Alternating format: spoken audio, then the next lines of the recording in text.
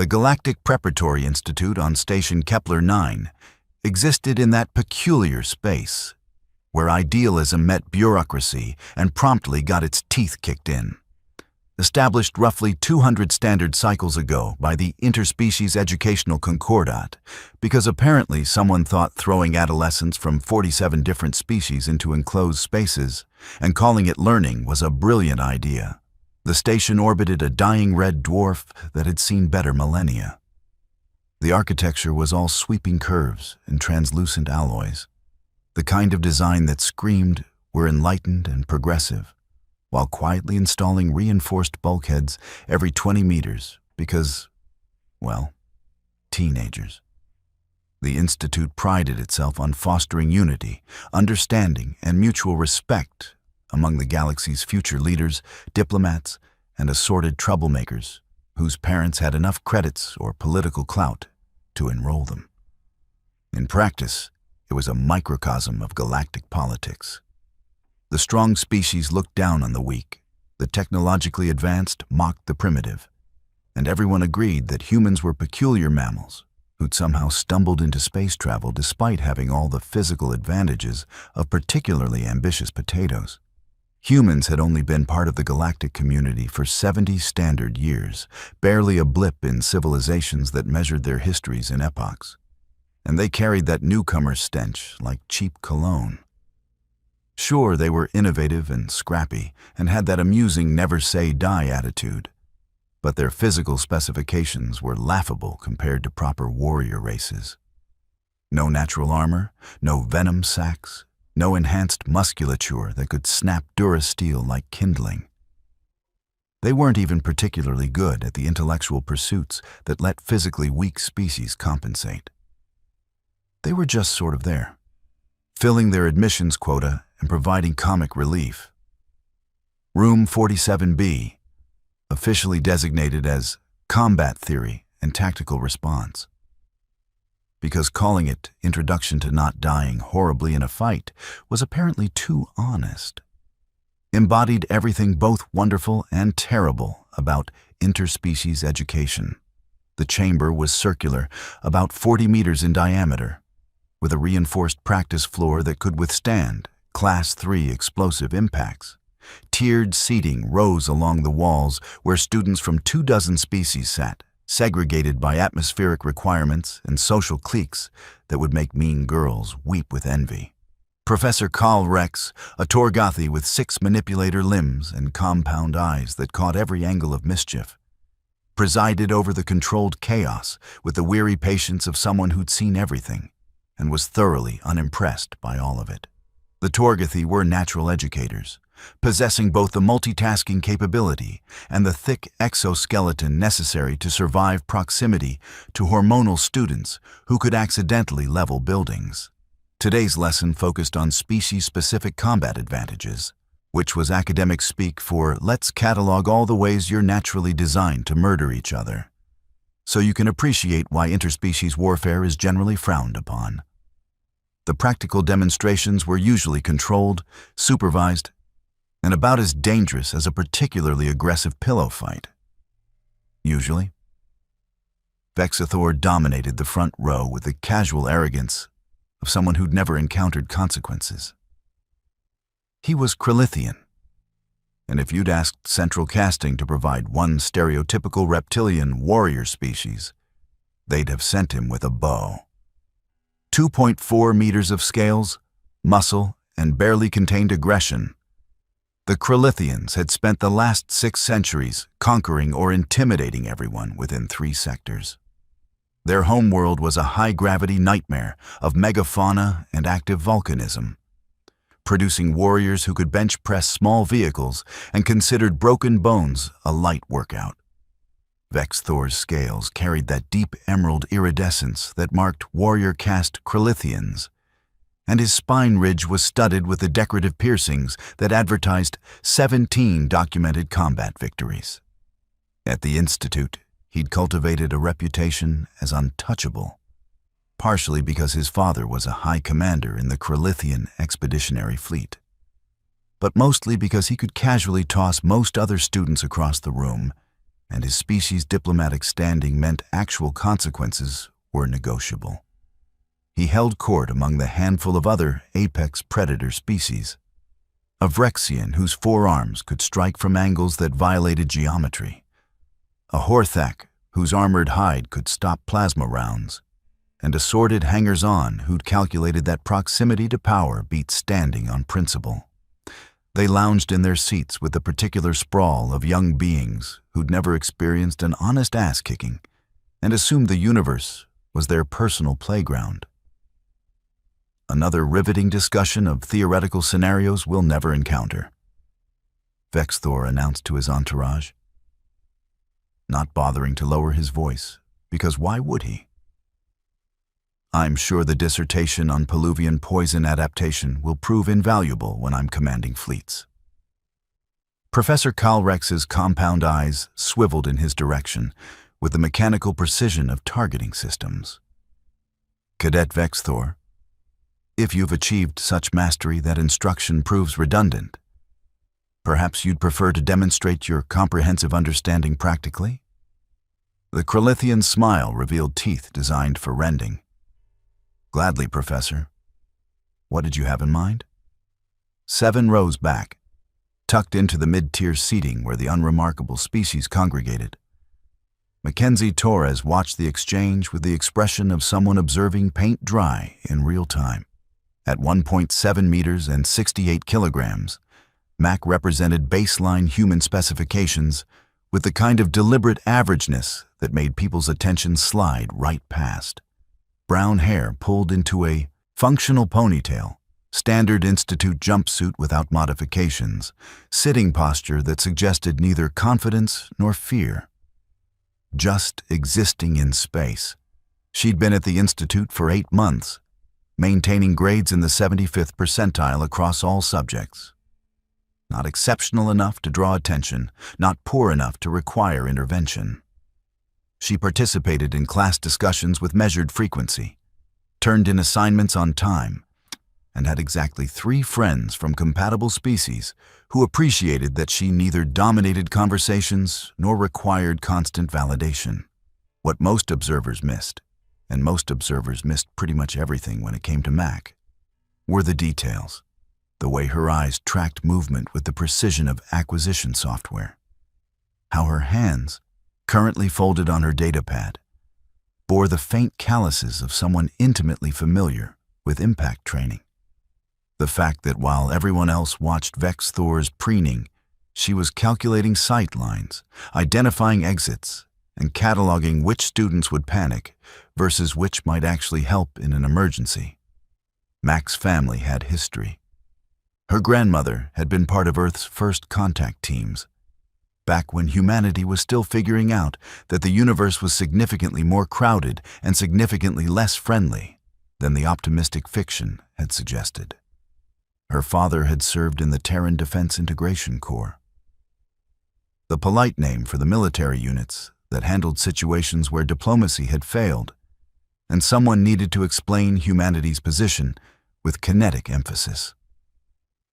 Her mother taught Krav Maga, Brazilian Jiu-Jitsu, and what the family euphemistically called problem-solving methodology. Mac had been training since she could walk, not the recreational martial arts that suburban parents enrolled their kids in for confidence building, but the systematic study of human combat potential conducted by people who understood that Earth's one galactic export besides stubbornness was an evolutionary template forged in violence. Humans came from a death world, though that designation was still being argued in academic circles who couldn't quite process that Earth's classification as Class 7 hazardous meant humanity's baseline environment would hospitalize most species. But Mac kept that information filed under nobody's business. The Institute was supposed to be about education, networking, and building bridges between civilizations. She'd come here to study xenobiology and comparative cultural frameworks, not to validate her species through violence. There were enough humans already earning that reputation in less controlled environments. Since we're discussing species advantages, Professor Kalrex continued, mandibles clicking in what might have been amusement. Perhaps a practical demonstration would illuminate the theoretical concepts more effectively than my apparently tedious lectures. Vex Thor stood with the fluid grace of a predator who'd never questioned his place in the food chain. "I volunteer, Professor. And since we're demonstrating species-specific capabilities, perhaps we should include one of the more fragile specimens for contrast?" His gaze swept the classroom with theatrical deliberation before landing on Mac, with the precision of something rehearsed. The human, perhaps? It would be educational to demonstrate the vast gulf between warrior species and those who've survived through luck rather than capability. The classroom atmosphere shifted immediately. This was entertainment, drama, the kind of social violence that students across the galaxy recognized and eagerly consumed. Mac felt 46 pairs of eyes turned toward her, with varying degrees of curiosity, pity, and anticipation of schadenfreude. She looked up from her datapad with the expression of someone who'd been interrupted while reading something marginally more interesting. "Pass." "I insist," Vex Thor said, descending the tiers with heavy footfalls that emphasized his mass advantage. "Surely you're not afraid? This is merely educational demonstration. Controlled environment, safety protocols, all that tedious institutional liability protection." Professor Kalrex's compound eyes swiveled between them, internal calculations weighing institutional protocols against the political complications of either permitting or preventing this encounter. The Kralithian diplomatic mission had already lodged 17 complaints this cycle about their students being subjected to discriminatory treatment. Their definition of discrimination being anyone suggesting Vex Thor shouldn't do exactly what he wanted. Cadet Torres. Participation in practical demonstrations is voluntary, but encouraged, the professor said carefully, threading diplomatic needles. However, if both parties' consent and safety parameters are observed, such exercises do provide valuable experiential data. Mac closed her datapad with deliberate slowness. She could decline. Should decline. Walking away from obvious provocation was the smart play, the mature response, the choice that wouldn't complicate her academic trajectory with incident reports. But Vex Thor had been escalating for weeks. Comments in the corridor about human fragility. Casual shoulder checks that sent lighter students stumbling. Yesterday, he'd cornered a first-year human in the commissary and made her cry while explaining in elaborate detail exactly how his species had dominated their local cluster through strategic application of overwhelming force. And Mac was tired of watching it happen. "Sure," she said, standing with the enthusiasm of someone agreeing to attend a moderately boring lecture. "Why not?" The practice floor cleared as students recognized a quality drama approaching. Vex Thor strode to the center like he owned the space, rolling his massive shoulders and flexing his clawed hands in movements calculated to emphasize his physical advantages. 2.4 meters of apex predator confidence. Mac walked down the tiers at a measured pace, neither hurrying nor stalling. She stopped at regulation sparring distance, 3 meters that Vex Thor could close in approximately 1.2 seconds if he committed to a straight-line charge. She didn't stretch, didn't warm up, didn't perform any of the preparatory rituals that fighters use to settle nerves and center focus. "Safety protocols active," Professor Kalrex announced, manipulator limbs dancing across controls that raised a Class 4 kinetic barrier around the practice floor. First incapacitation or submission concludes the exercise. Medical team on standby. Lethal force is explicitly prohibited and will result in immediate intervention and criminal charges regardless of diplomatic status. That last part was directed at Vex Thor with a kind of pointed emphasis that suggested previous conversations had occurred. "Rules of engagement," the professor continued. Natural biological capabilities only.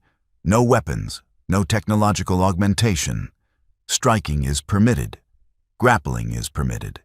Techniques targeting permanent injury are prohibited. Acknowledge understanding. Acknowledged, Vexthor said, his smile all teeth. Acknowledged, Max said, her tone suggesting she was confirming the weather forecast. You may... Vexthor didn't wait for the completion of formal authorization. He closed the distance with the explosive acceleration of a high-gravity species, his right arm cocking back for a straight punch targeting Mac's center mass with enough force to crack ribs. It was dismissive violence, the kind of casual strike that said, I don't even need technique for you. The blow landed with a sound like a percussion charge detonating. Mac stood exactly where she'd been. Vexthor's fist stopped against her raised forearm in a basic outside block that every first-year student learned in week 3. The impact should have sent her sliding backward, bones fracturing from kinetic transfer. Instead, she'd absorbed the force through structure and angles, redirecting energy into the floor. Vexthor's expression flickered. Confusion chasing surprise, chasing the first genuine emotion beyond arrogance Mac had seen from him. He pulled back and struck again, a combination now, right, left, right, with the speed that made Krillithians dangerous. Each blow was designed to overwhelm, to break guard through simple repetition. Mac blocked, redirected, and sidestepped with minimal movement. Her blocks weren't meeting force with force, but deflecting at angles, using his momentum against him. Basic physics that apparently Krillithian combat doctrine overlooked in favor of just hitting harder. Stop dancing, Vexthor snarled, genuine anger creeping into his voice. He lunged forward with a grab, meant to secure her in close quarters where his mass advantage would be decisive. Mac dropped her weight and pivoted, his grasping claws finding empty air. She was suddenly outside his reach, having covered 2 meters in the time it took him to process her absence. Not running, repositioning with the efficiency that marked someone who'd practiced movement 10,000 times. The classroom had gone silent. This wasn't how these demonstrations proceeded. The physically superior species dominated the physically inferior species. Everyone learned an object lesson about the natural order. And they moved on to the next topic. Humans weren't supposed to make Krillithians look clumsy. Vexthor reset his stance, reevaluating. His earlier dismissiveness evaporated, replaced by the focused aggression of a predator recognizing actual prey behavior. He began circling, looking for openings, fighting smart now instead of arrogant. Mac turned with him, maintaining distance and angles. Her expression hadn't changed, still that neutral observation, like she was watching someone else's sparring match. But her body positioning was textbook perfect. Weight distributed, hands up but relaxed, breathing controlled. Interesting defensive capabilities, Vexthor said, trying to regain social ground even as he lost tactical ground. But defense isn't victory. Eventually you'll tire. Your species lacks our endurance. Basic biology. Sure, Max said, the word containing entire essays on disagreement condensed into 4 letters. Vexthor feinted high and struck low, a sweep designed to take her legs out from under her. It was a good technique, well executed, the kind of move that won regional tournaments. Max saw it coming 3 movements before it arrived. She shifted her weight, lifted her front leg, and let his sweep pass underneath, while simultaneously dropping her elbow onto his extended leg with targeted precision. Not hard enough to break. Lethal force prohibition. But sufficient to hit the nerve cluster that made his entire limb go momentarily numb.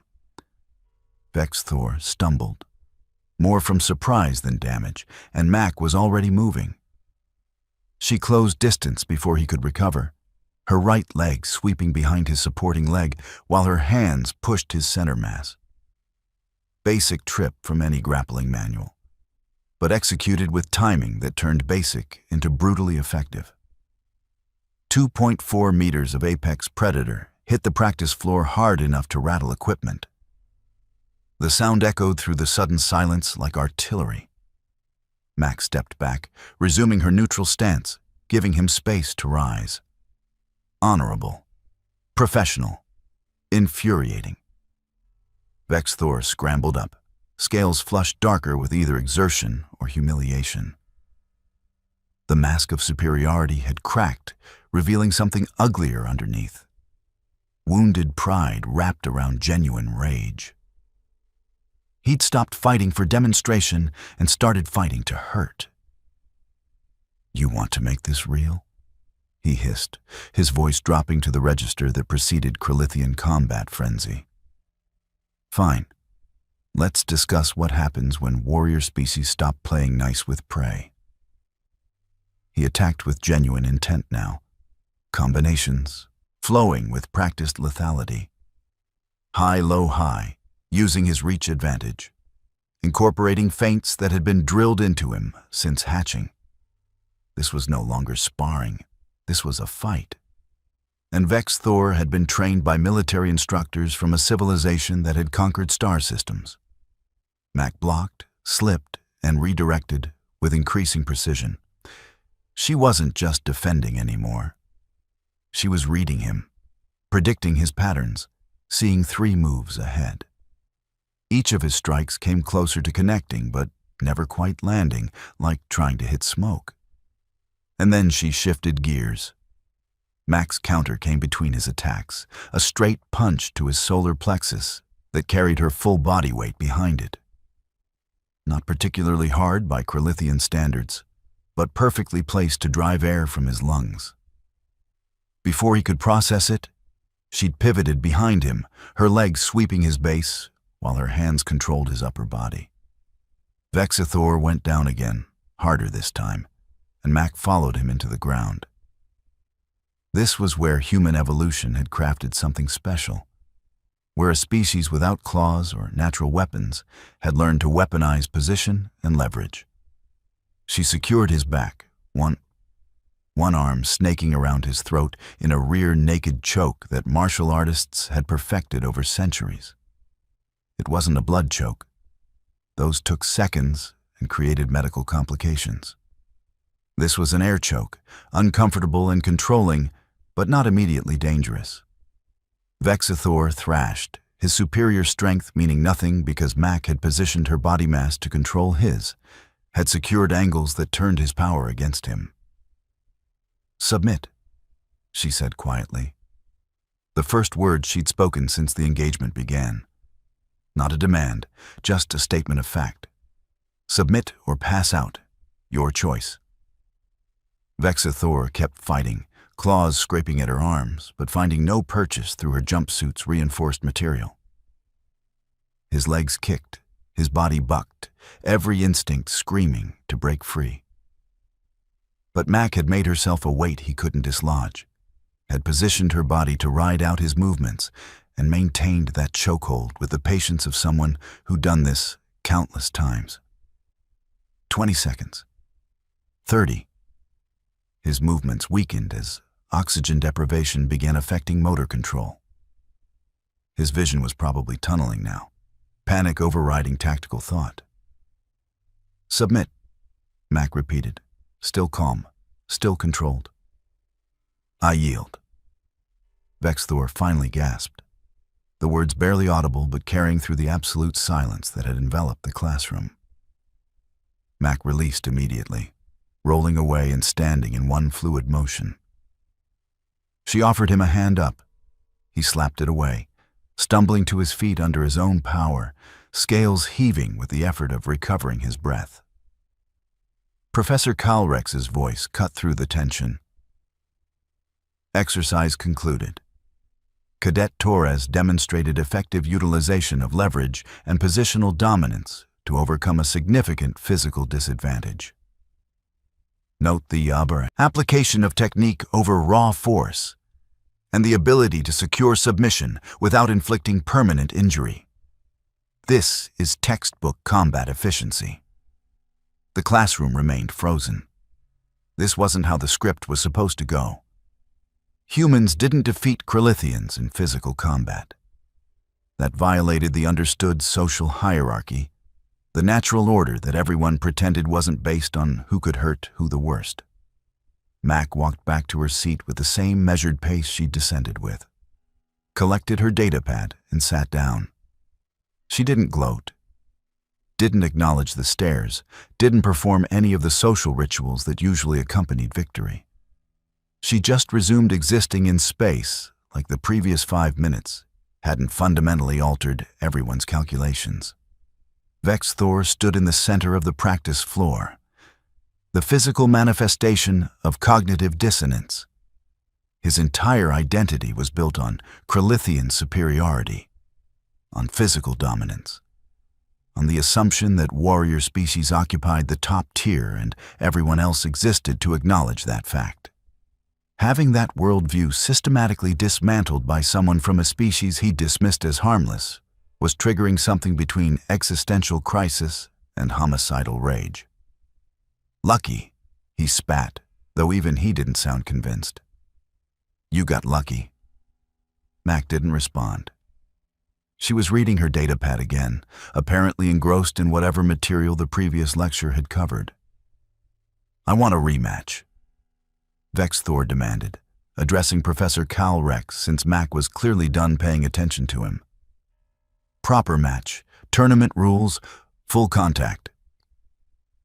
Request noted and denied, the professor said.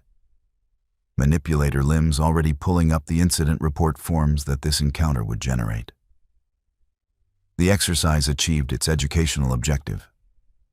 Further engagement serves no academic purpose and carries increased injury risk given demonstrated emotional investment. Translation: you got beat. Accept it. We're moving on. But Vex Thor wasn't moving on. For the remainder of the session, he radiated barely contained violence, his attention fixed on Mac with the focus of someone plotting revenge. The other students gave him space, recognizing when a predator was wounded and consequently more dangerous. Mac, for her part, took notes on Professor Calrex's lecture about comparative anatomy and striking vulnerabilities across species.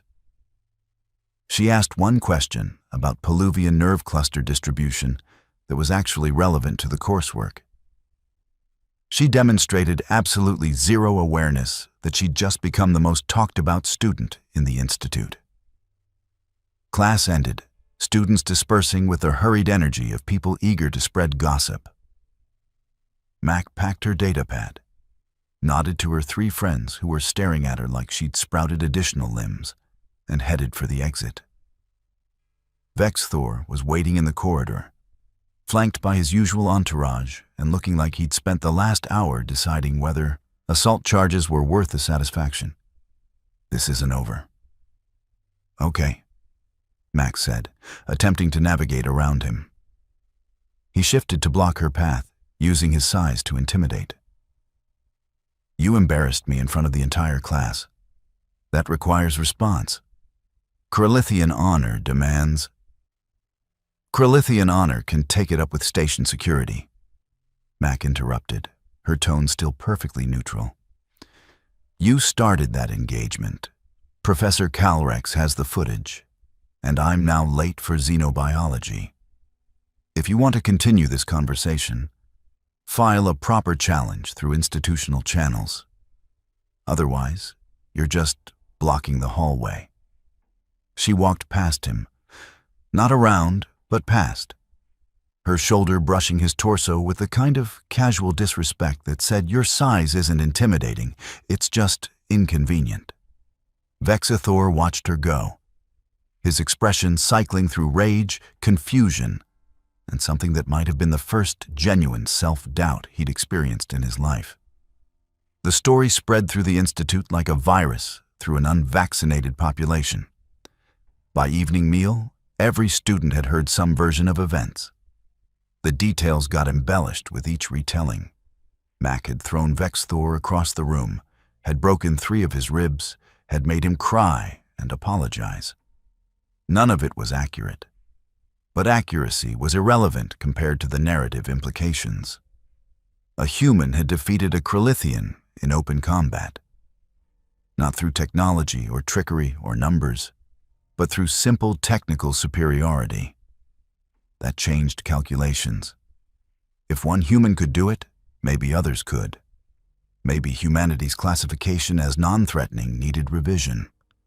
Maybe those Death World rumors weren't exaggerated propaganda.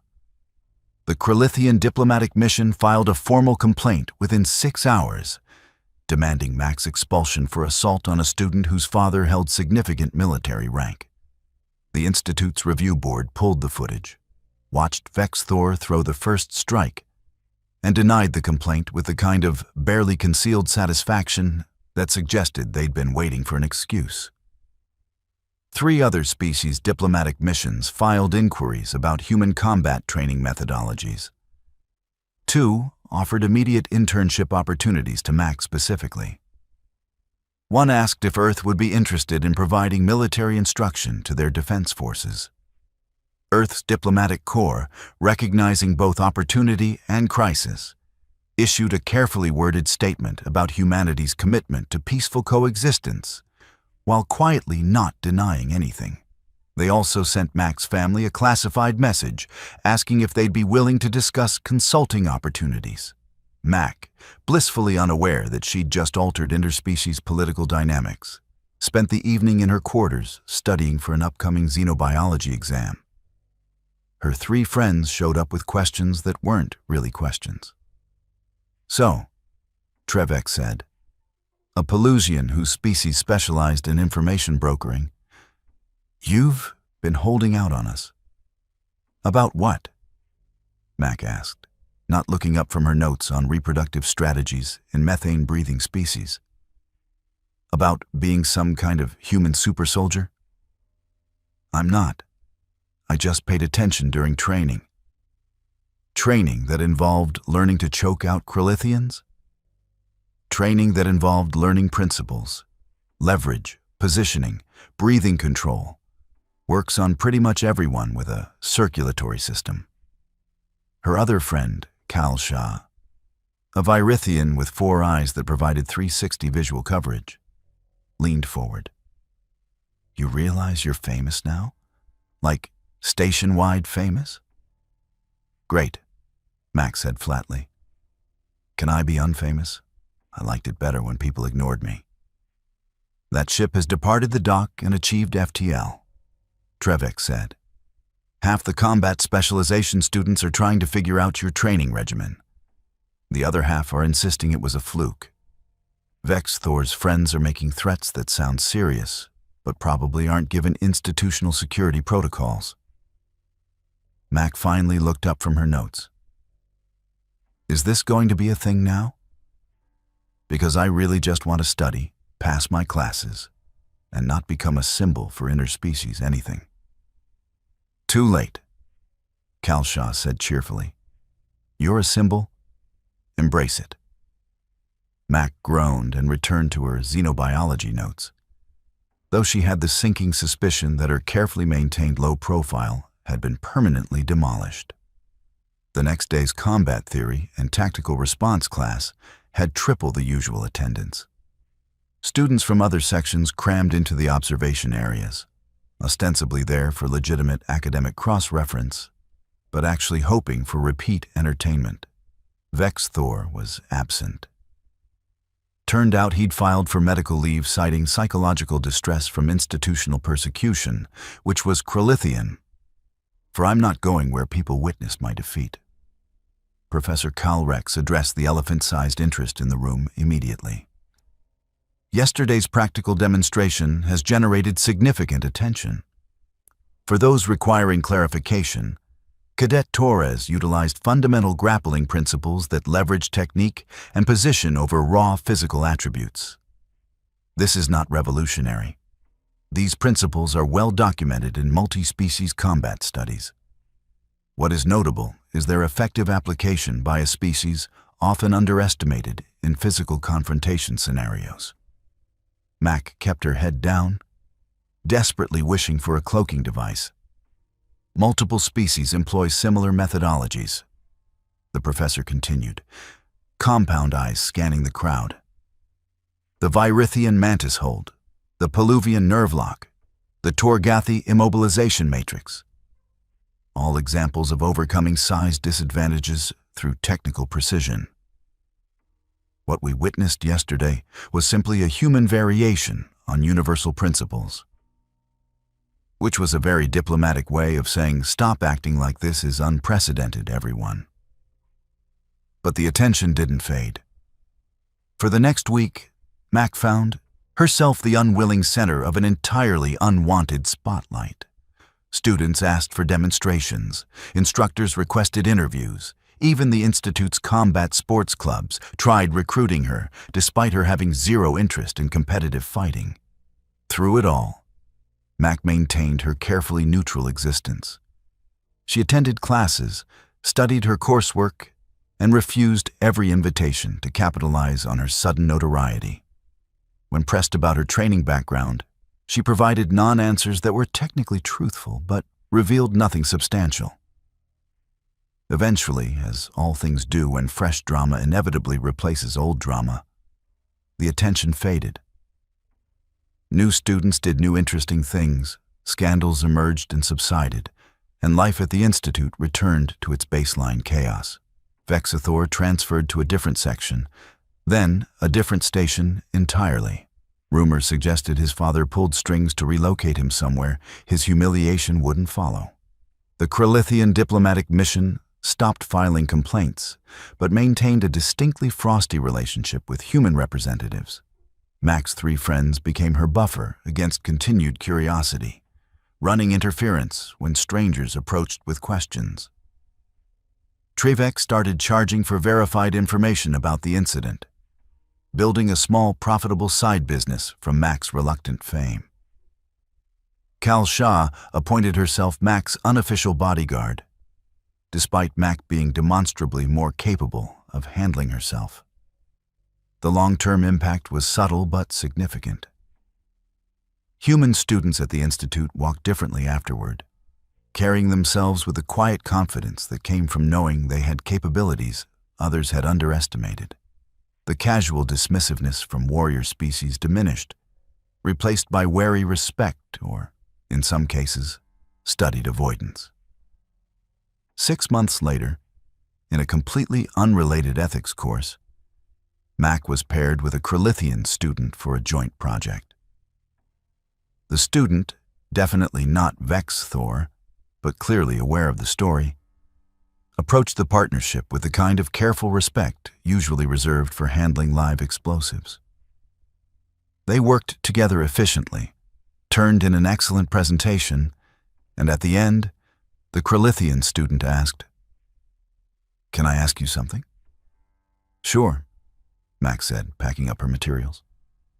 "That incident with Vexathor. Did you know you'd win?" Mac considered the question carefully. "I knew I had training he didn't account for. I knew his assumptions about human capabilities were wrong. I knew if he threw the first strike, he'd committed to a fight he didn't understand. So, yes, I was confident in the outcome. And if you'd lost, then I'd have learned something about my limitations and adjusted my training accordingly. That's how you improve." The Krillithian nodded slowly, processing information that fundamentally didn't align with how his species approached combat. For Krillithians, losing was shameful, a mark of inadequacy. For Mac, it was apparently just data collection. "Your species is very strange," he finally said. "Yeah," Mac agreed. "We get that a lot." The Galactic Preparatory Institute continued its mission of fostering unity and understanding, though the curriculum now included significantly more emphasis on avoiding assumptions based on physical appearance. Professor Cal Rex updated the combat theory syllabus to explicitly address the dangers of underestimating opponents, citing recent events without naming specific students, but fooling absolutely nobody. Mac graduated 3 years later in the top 15% of her class, accepted a position with the Interspecies Medical Research Collaborative, and successfully avoided physical confrontation for her entire remaining academic career. She published 2 well-regarded papers on death world adaptations in carbon-based life forms, neither of which mentioned combat applications, but both of which were immediately classified by multiple species military intelligence agencies. Vex Thor never returned to the Institute. Last anyone heard, he'd accepted an administrative position in a peripheral Kralithian territory, far from the core worlds and further from anyone who remembered his embarrassing defeat. And somewhere in the Institute's archived footage, preserved for posterity and occasionally shown to new combat instructors as a teaching tool, was a perfect 3-minute demonstration of why you should never, ever assume you understand what a human is capable of, based on their appearance, their size, or their species' general reputation. Because humans came from a world that was actively trying to kill them every single day. They evolved in competition with creatures that could crush them, poison them, infect them, or eat them. They survived ice ages and plagues and predators by becoming the most stubbornly adaptable species their planet had ever produced. And sometimes, in the controlled environment of an educational institution, when someone pushed too hard and struck first, that evolutionary heritage showed up to teach its own lessons. Without mercy, but with perfect technical precision,